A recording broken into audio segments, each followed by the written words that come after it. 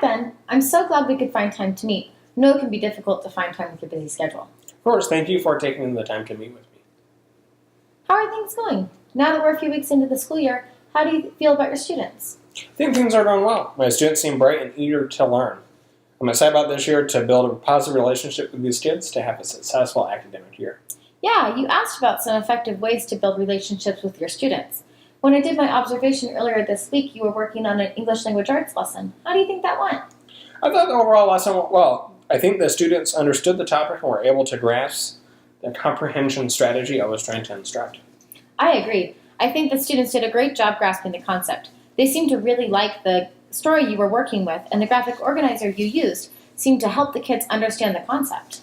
Yeah, I really like the graphic organizer because it's easy to differentiate. Some of the students can draw pictures while others work on writing sentences. That's a great strategy to help all students feel successful. Do you think the activity helped them to build stronger relationships with one another and with you? Not necessarily. I wasn't able to incorporate the opportunities for them to share their ideas or to work collaboratively. I think collaborative opportunities could definitely help your students to build strong relationships with one another.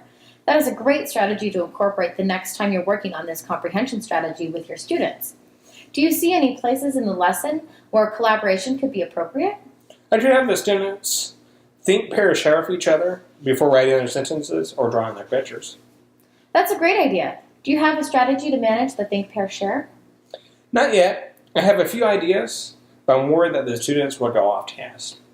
Mrs. Garnica has a really good strategy using music to help her kids manage their talking time, and she does a great job of monitoring the students to make sure they stay on topic. I can ask her to share the music with you, and I could model the strategy for you early next week. That'd be fantastic. I think this would build a great strategy to help the students build relationships. Do you see any opportunities for me to build trust and relationships between the students and myself through this collaborative activity? Absolutely, especially when introducing the think, pair, share concept.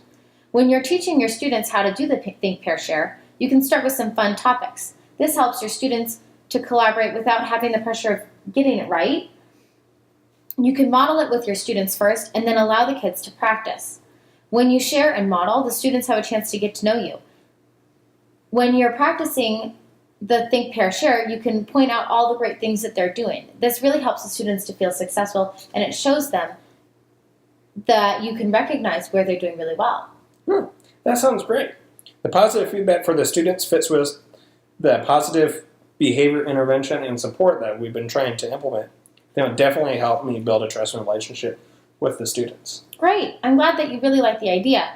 When's a good time for me to come in and model next week? I can also help you come up with some good practice topics for the think, pair, share. That'd be great. Well, let me check my schedule.